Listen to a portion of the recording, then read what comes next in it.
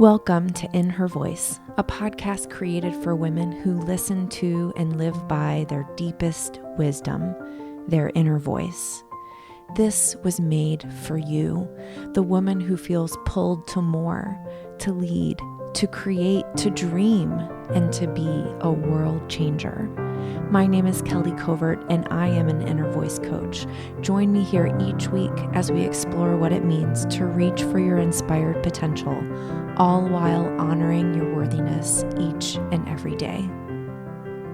Hello, this is Kelly, and you are listening to In Her Voice. Thank you for being here today. I have a really lovely conversation with my good friend Amy Scher to share with you today, and it's all about how to heal yourself from depression. And before you get all up in arms and say, hey, depression is a real thing, yes, absolutely, and we talk about that. We talk about that in the beginning of the podcast, in the beginning of the interview. So definitely, this is worth listening to. You don't want to miss it. And Amy gives actually she takes us through some real exercises that you can do to help yourself, just get out of a funk. So I really want you to take the time to listen. And when we go through the exercises, do them so you can see how they feel. Let me tell you a little bit about Amy. Amy B. Scher is the best-selling author of How to Heal Yourself from Depression When No One Else Can, and 3 other books about humaning and healing.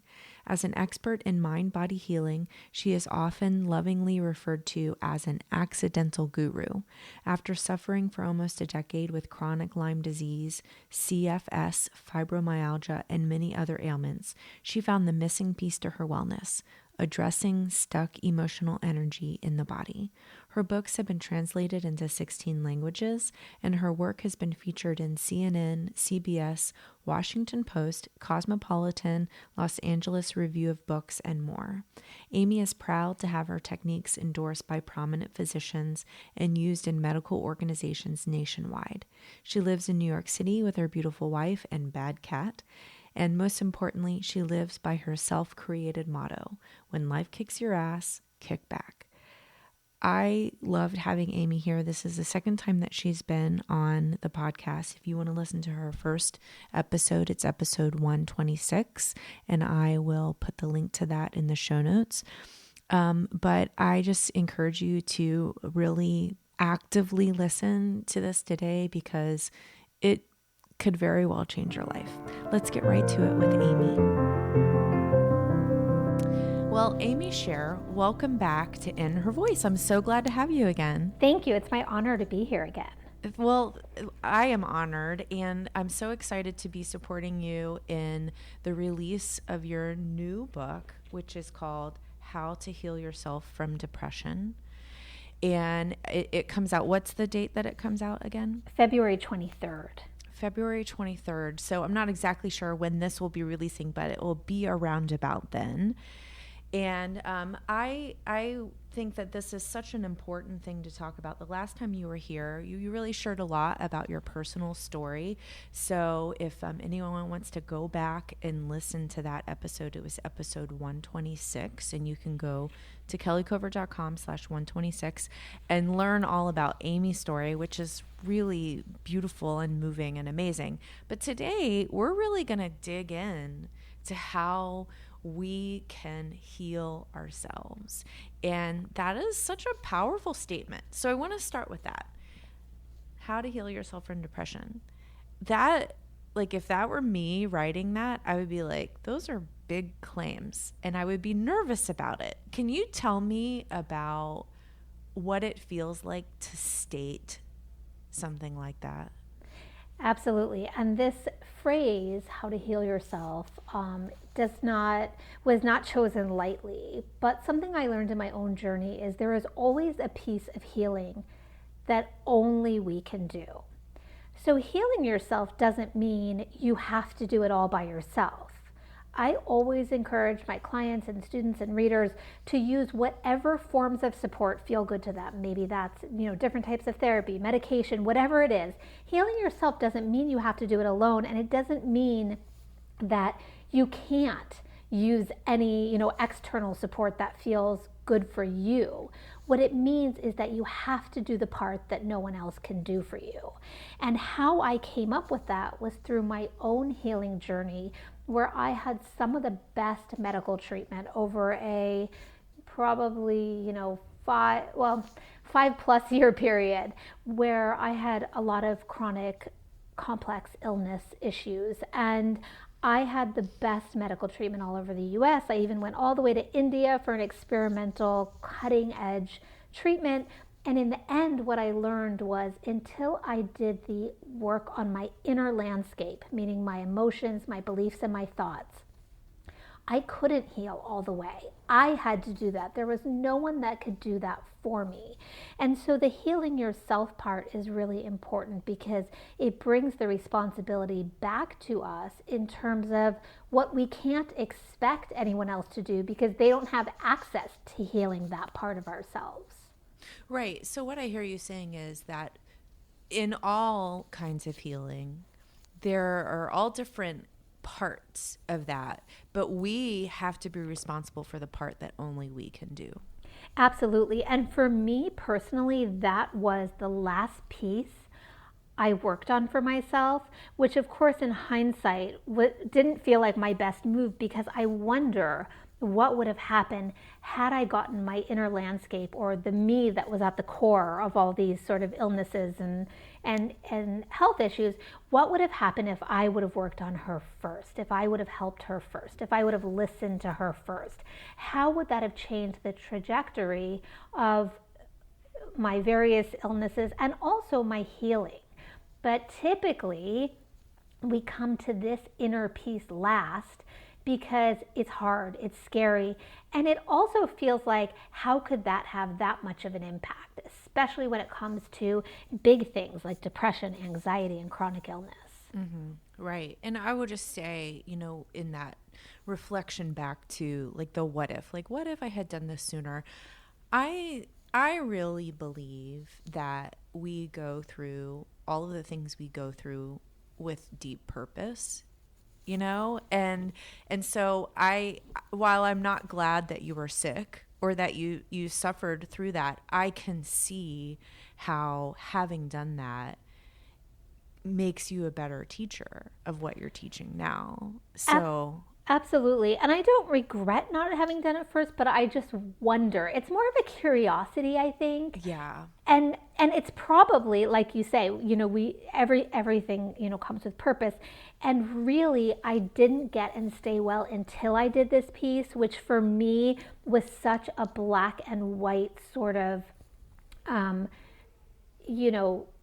it was such a clear answer to how important this piece is, because I had traveled all around the world, trying to heal myself.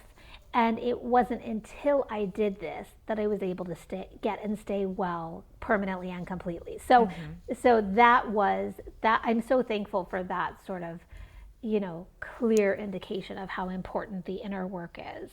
Yeah, for sure. Well, so let's talk today specifically about depression, because I think that is something everyone has a basic understanding of what it is. Maybe many of the people listening today have experienced it or are experiencing it.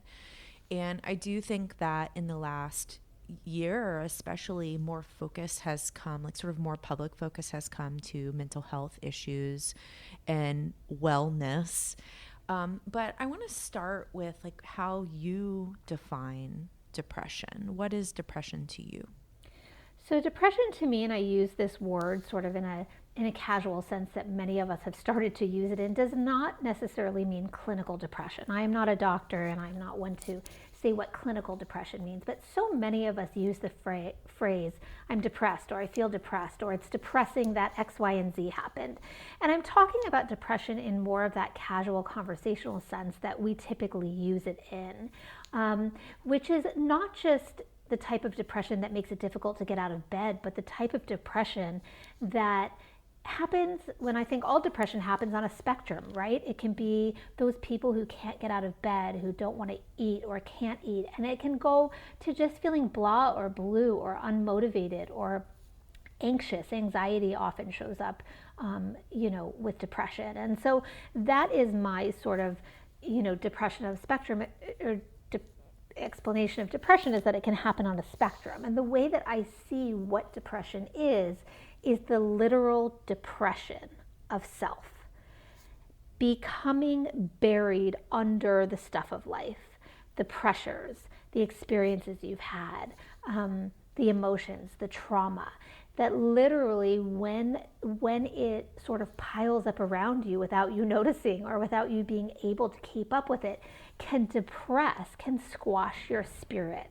And that is my experience of in depression and description or definition of depression, is really the literal depression of self, which often happens when we have, our own unmet needs, desires, and we fall by the wayside, and everything else kind of piles up. Yeah, that is such a vivid visual to me.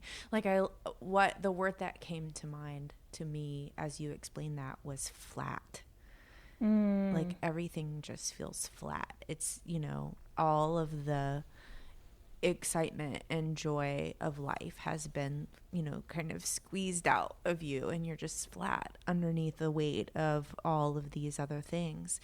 And, I think that it's important to qualify too that this kind of depression that you're talking about, sort of not clinical depression, but this sort of casual, and I don't mean like it doesn't hurt casual, of course, but yes. like sort of, when you're feeling that flatness around your life, that people can still be really high functioning in their lives and look like they've got it all together and still feel that way, right? Absolutely. And I think that's one of the things that I hope to bring forward and highlight with this book, is that you don't have to wait until it's so bad that you can't do anything or that you can't function. Depression actually happens to many, many, many people who have everything they want, who are doing great. It has nothing to do with the person doing something wrong or not having X, Y, and Z.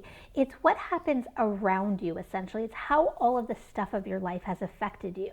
And whether you consider yourself a privileged person who feels blessed in many ways, or you have many things that you need and want from life that you're not getting, depression can happen or be experienced equally by both of those types of people. It's all how we sort of relate to our lives and how fulfilled we are in certain ways that makes a difference. And for me, I went through a period of definitely not clinical depression, but depression after I got well from healing. And it was a few years later, but I had had a really hard time with a family member being ill, and I had everything I wanted. I was the author I had dreamed of being. I had a business that I loved. I happily married, had a great place to live, all of the things you want. And I just felt like all that I had been through the previous year was weighing on me. And that was what I had to deal with. There was nothing wrong with me, because people who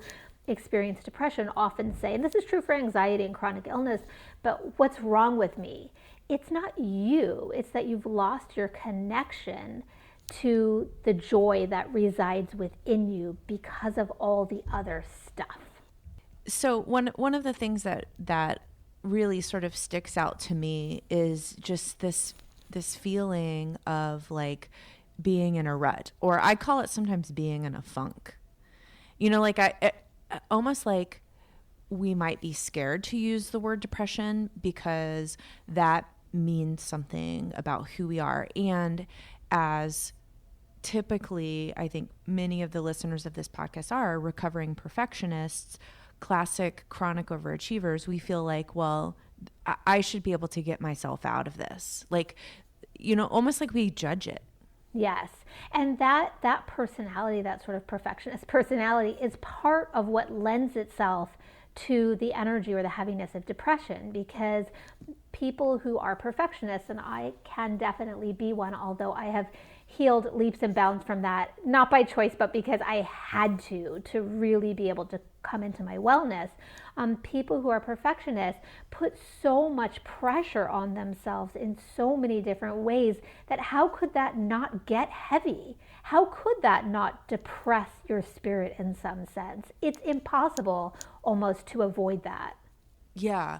Yeah. And I'm so glad that you said that, because I just feel like, going back to that statement, like, what is wrong with me? We are not broken. We are not broken, and we can still use healing, so I find it to be a challenging concept to sort of hold both of those things at the same time. But when we stop seeing things as either or, it really opens up a world of possibilities for us for transformation and ultimately feeling the way we want to feel, don't you think? Absolutely. And I love what you said about it's not either or, because I talk about this so much in the book in terms of, what types of healing people look at. It doesn't have to be one way or another. It can be everything. But also, we can feel, we tend to question ourselves when we don't feel good in some sense, emotional or physical. Why do I feel this way? I have so many things I'm grateful for. Well, guess what? You can feel grief and gratefulness at the same time. Yes. Emotions, and I say this in every single book that I write, emotions are not logical. They don't make any sense. For the most part, they don't make any sense. Emotions are an inherent thing that we have that we can't always figure out. And it's okay to have everything you ever wanted and also not be happy. Yeah. There's something to look for in that. It's not that much of a mystery. It's just that when we're looking from the perspective of, if I have checked everything off the list and I'm still unhappy, something's wrong with me, that makes it hard to really dive into feeling why we feel off, why we feel depressed. Mm-hmm. Well, so let's dive in, because you really, in this book, you're really giving almost like a system, if you will, of how to go about doing this. And the main sort of part of the main tool that you use is called energy therapy. So can you tell us what energy therapy is? Sure. So energy therapy is a type of modality that helps release stuck energy from the body. This is in the same sort of vein as traditional Chinese medicine, when you get acupuncture done, Ayurvedic medicine. We are looking at what's happening in the energy body, which everybody has an energy system. Sort of in a way that everybody probably knows about it, when you get an EKG to read the signals of your heart, and an EEG to read the signals of your brain. What those tests are essentially doing is reading energy. But we have a electrical system, a subtle electrical system as well in our body, which is the basis of, like I said, Chinese medicine, Ayurvedic medicine, and other healing modalities that are ancient healing modalities. And what these modalities do is they work on the principle or the basis that when we have emotional or physical symptoms, there's a blockage in the energy system that's contributing to that symptom. And when we look at what's blocking us and release the energetic blockage, the energy flows, excuse me. When we find and release the energy blockage, we release those symptoms. And so the work that I do is specifically called energy psychology, which works with the energy body in relationship to thoughts, emotions, beliefs, those types of things. And so that's what I focus on with my students and readers, is working with the energy body to release stuck energy that's arising from or becoming stuck because of things we're thinking, believing, feeling that are not in alignment with our best and highest self. Mm-hmm. Yeah, I totally dig energy work, and I also feel like I don't really understand why it works. And I remember I asked someone once, like, like, how do you know it works? Like, how do you, like, it's not like anything you can see. And she said to me, well, just do it Yeah, and I see if you love that. feel better. Like, you don't have to understand why it works. You just have to experience it and see for yourself that it works. And so I'm saying that for all the skeptics who might be listening to me and like, okay, whatever. You don't even have to believe it that it's working, but it will, right? Right. And the interesting thing is in the last several years, I mean, really the last decade, but more sort of intensely the last few years, there's been a lot of studies on how various types of energy therapies work. And I actually teach in some of the major hospitals in New York City where they bring me in to train their doctors and staff on my work to help them with things like secondary trauma from treating patients and things like that. Because now science in many ways and studies are showing, especially working with veterans and PTSD, how different types of energy therapies are actually making more of a difference than some things like behavioral therapy, talk therapy. And so luckily now for those people who are really, who are really sort of, science-minded, there are places they can go. The Association of Energy Psychology is a great one that shares all of the studies that have shown what ancient healers have known for so long. That is, energy makes a difference, and actually many of the the big cancer centers and such like that in the United States are bringing in these modalities because they're seeing such great shifts in the patients when they do work on the emotional and energetic aspect of themselves. So it's been very promising and exciting the last few years, because I used to say to people the same thing you're saying, which is, well, just try it. And for me, I guess, I feel like, okay, it's almost free. Like, okay, maybe the price of a book, but if you even want to start with a free YouTube video, you can go there, right? So, but people get so skeptical, and I used to just say, what do you have to lose? We try all these crazy things that are thousands and thousands of dollars. But I think the block is because it seems in a way too easy, right? Yes. So it seems like maybe it can't work. But then I think often what does work on the physical and emotional self is the things that are close to nature, that are close to those ancient modalities, that are close to what is easy for our body to process and use. Yeah.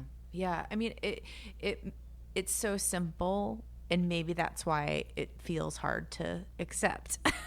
Right. And also, I guess, like, it is easier. I'll be one of those people to admit it's so much easier just to go to somebody else and try to get fixed. That is, if you are looking for the easy road, then that is easier than really having to look at your own stuff. Mm-hmm. And when you work on, and when you take the self-healing aspect, even though, again, I want to say you don't need to do only that, and you shouldn't do only that, but that feels like a great responsibility, and people would rather do anything else and spend all kinds of money than do that. So, we come to it when we're ready, and that's how life goes with so many things. Right. Well, let's dig in, because I think even in this podcast today, you can share one or two of these modalities in such a way that people would really feel empowered. Absolutely. To be able to use them. So, like, you pick which one do you want to start with? Because there's several. What do you think is sort of an easy entry point? So I'm going to teach two today, if that's okay. And they're both super easy, and nobody will have to write them down. That's what I always try to do on shows, is we don't want anybody to have to take notes. So, let's start with one technique called thymus tapping. And I'm saying thymus like THYMUS. Your thymus gland is the master gland of your immune system, and it is also intricately connected to your entire energy system.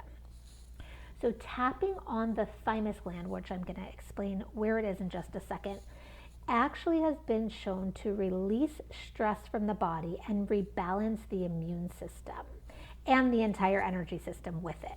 So this is something really easy you can do when you're feeling stressed, or just, I tell people to do it when you're sitting there watching TV. Why not do a little energy work to kind of release whatever might be coming up that you're not paying attention to? Because so much of the time, people will say, well, depression just snuck up on me. And I say, well, it probably didn't, it might have snuck up on you, but it didn't happen all at once. You just realized it at once, because we're so good, and especially in our busy world, at distracting ourselves from how we feel. Mm-hmm. So this is good to do anytime. So your thymus gland, if you touch the notch of your neck where a bow tie would sit, and you slide your fingers about an inch below that, your thymus gland sits behind your breastbone. So you're not going to feel your thymus gland, but it's about where I described, about an inch below where a bow tie would sit. And all you have to do is tap on that area with your fingertips. I usually use 3 or 4 fingertips of my right hand.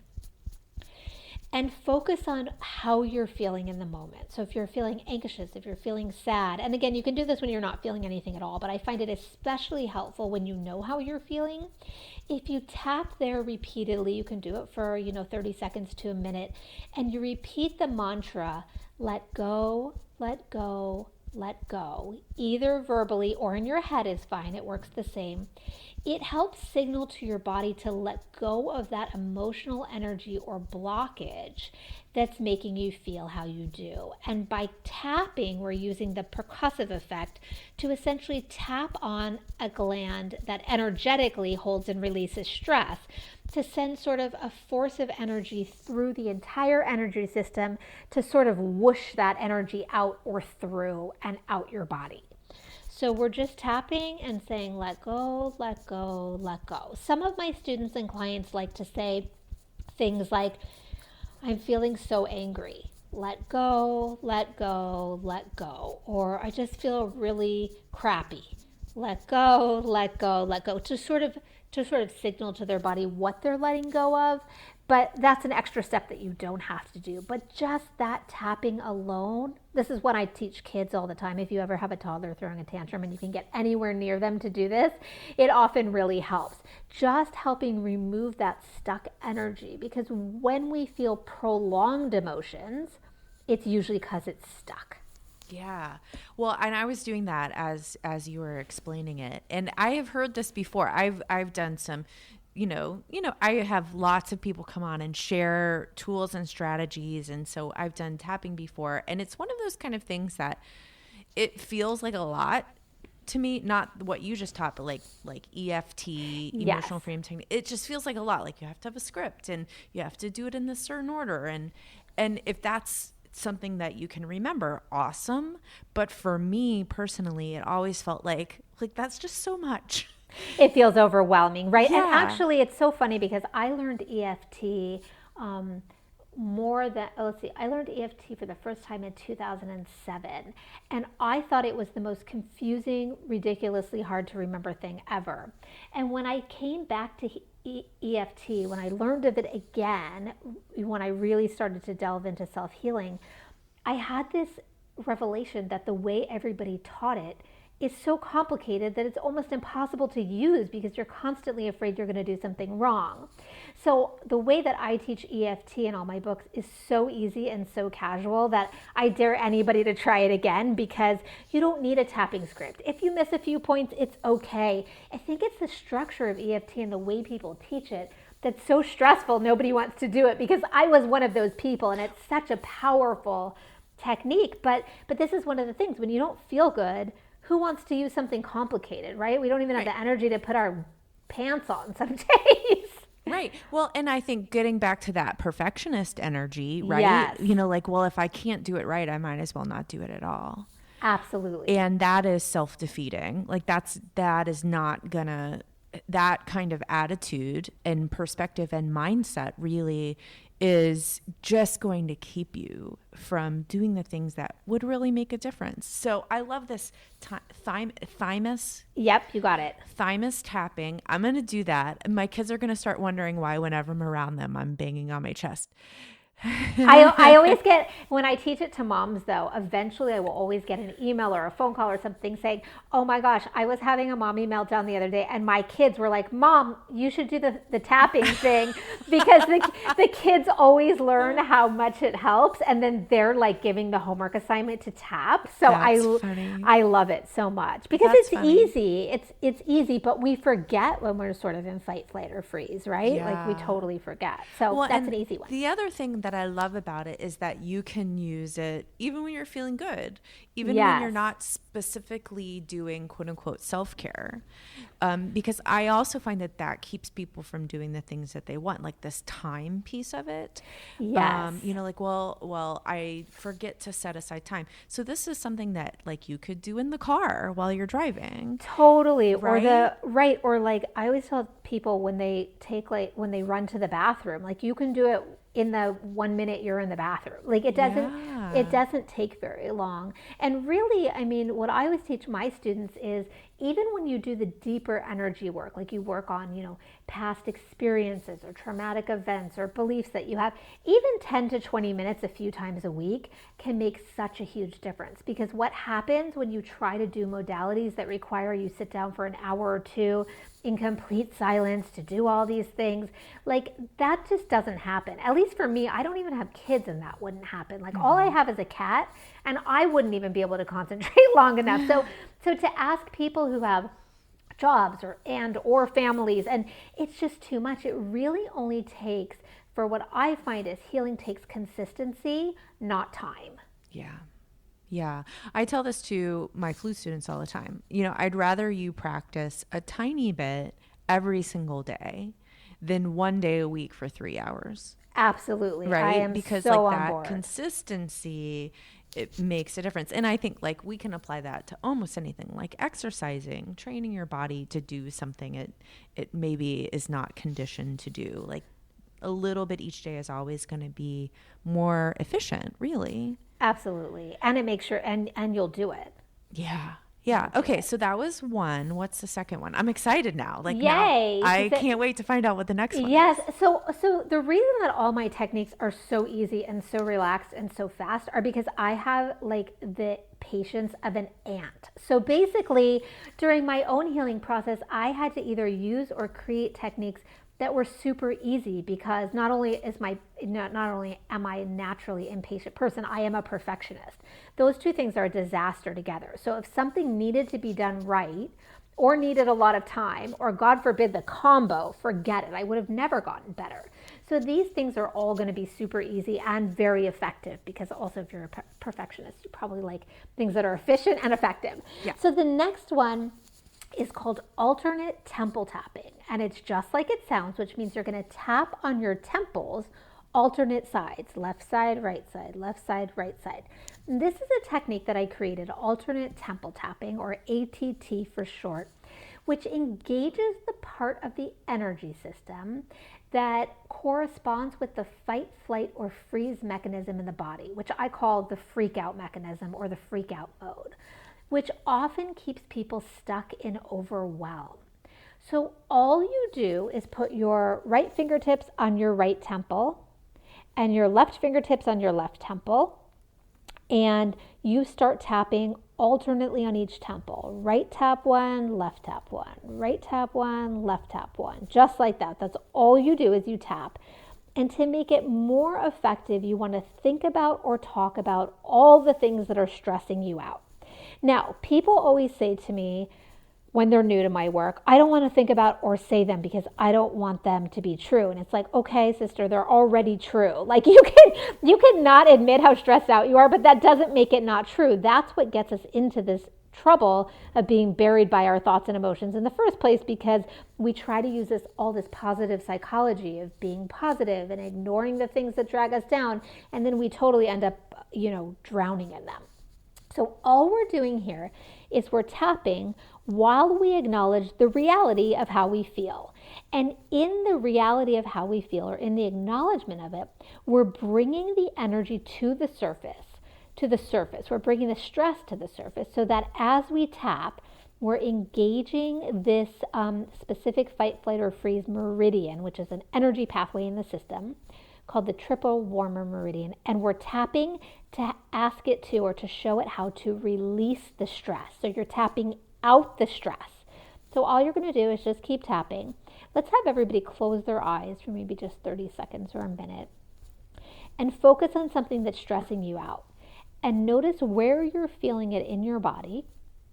And you can even give it a number on a scale from 1 to 10, 10 being it's really, really stressing me out, and 1 being not so much. And just notice from a scale of 1 to 10 where it is and how strong it is. And then let that go. And then just keep thinking about that thing in your head as you continue tapping.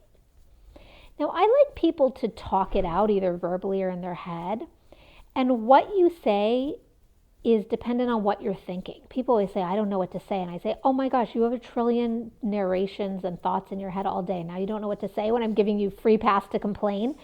So think about or say in your head what you would tell your best friend if they called right now and said, what's going on? And pretend you're telling them as you tap. And I'm going to let you do that for just a minute. And go for it. Free pass to complain here. Oh, do you want me to do it out loud? No. I just want to give everybody a minute. No, I would never ask you to do that. I was like, I don't know if my best friend can hear that. But I don't know. Yes, go ahead and just do it in your head, everybody.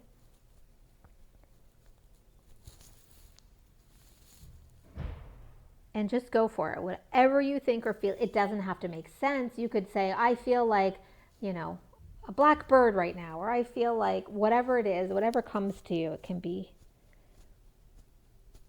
Sometimes people make noises. I feel or grr, whatever it is, you do it.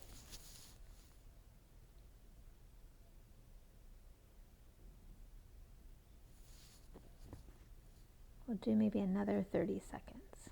Keep complaining.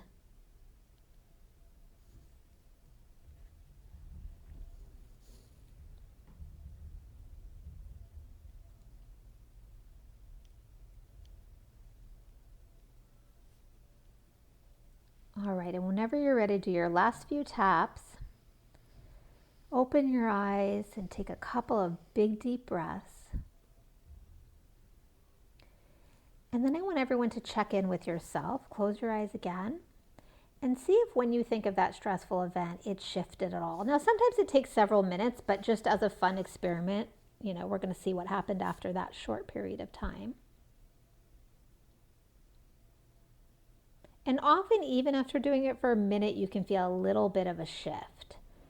But if you can do it for 2 minutes or 5 minutes, it can make the hugest difference. So that's called alternate temple tapping, and you're just tapping the stress out of the part of the energy system that governs your stress response. And it can really make a big difference. Yeah, I felt it. I felt that energy shift. And I want to talk about what you were saying about how we try to stay positive. I mean, like, I am a positive person and I believe in the power of positivity.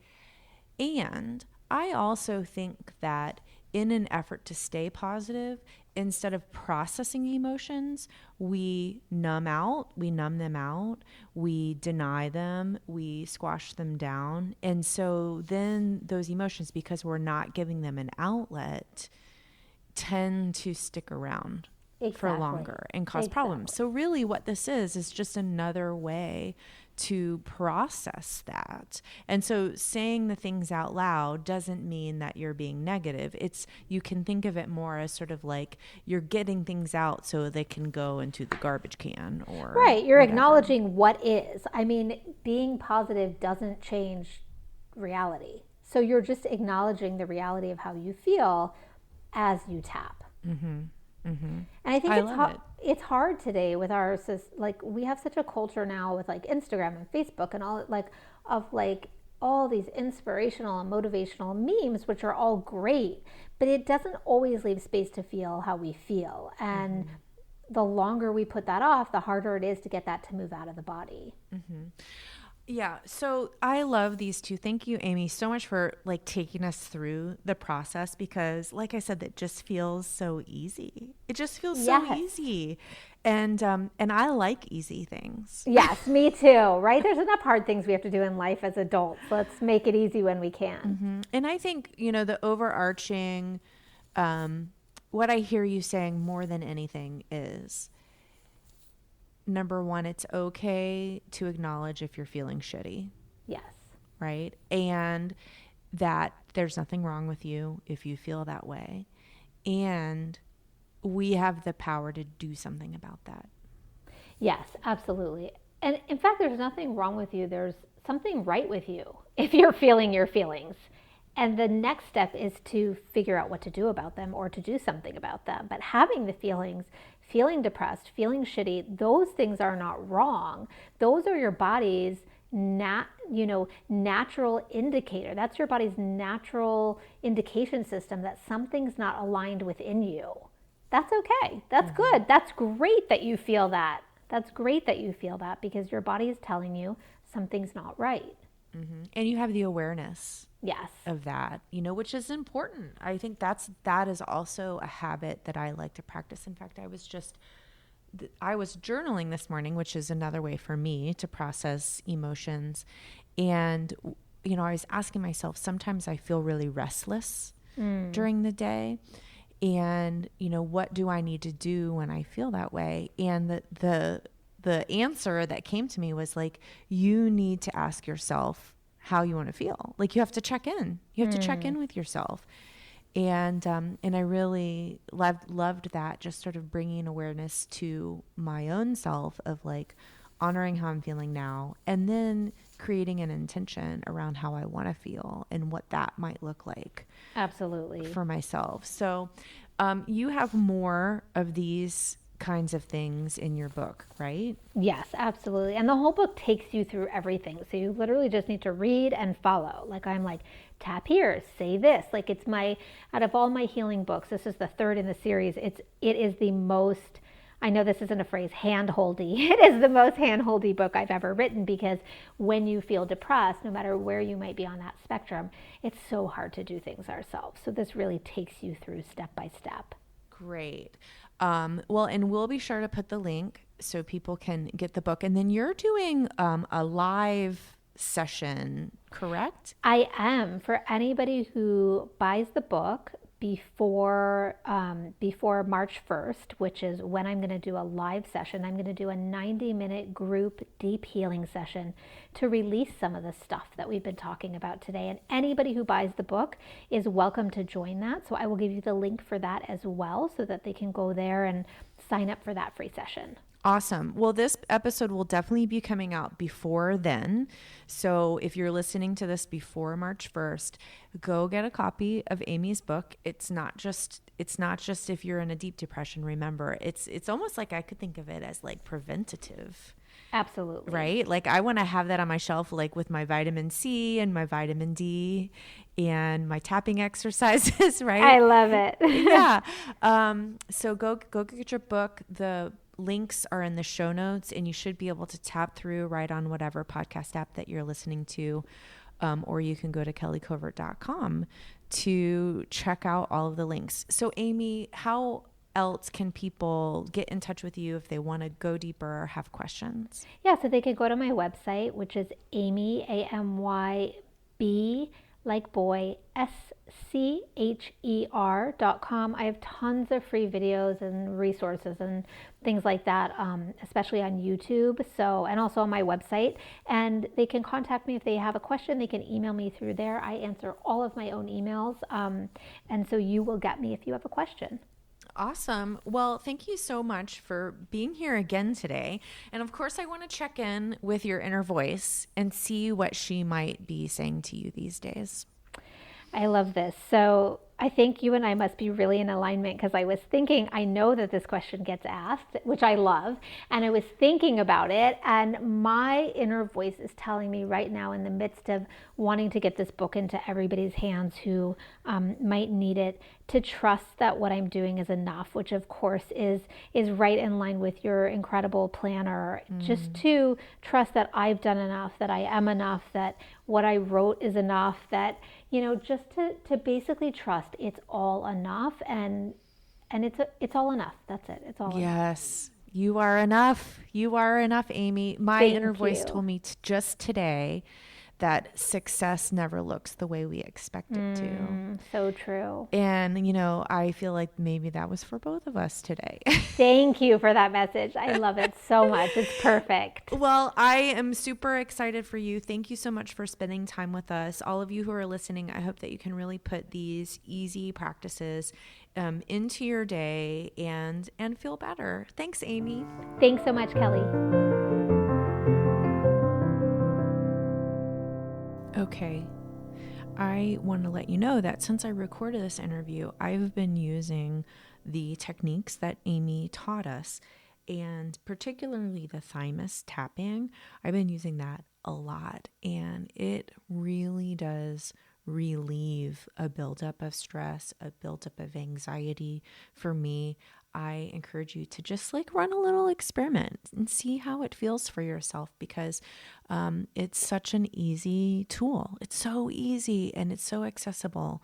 And I just love that. Another really great tool for processing emotions and really understanding what you need to give yourself is journaling. You know how much I love teaching journaling and encouraging people to journal. And to that end, I wanted to let you know about the Journaling Spot. This is my monthly membership for journaling. And it's super simple. It is about coming together a few times a week to journal together. And I'm creating a beautiful space on Zoom with music and with beautiful prompts.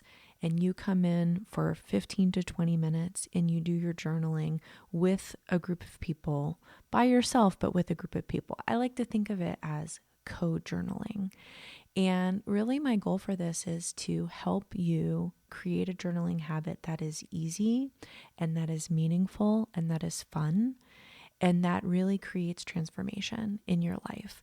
And so I encourage you to check out the Journaling Spot.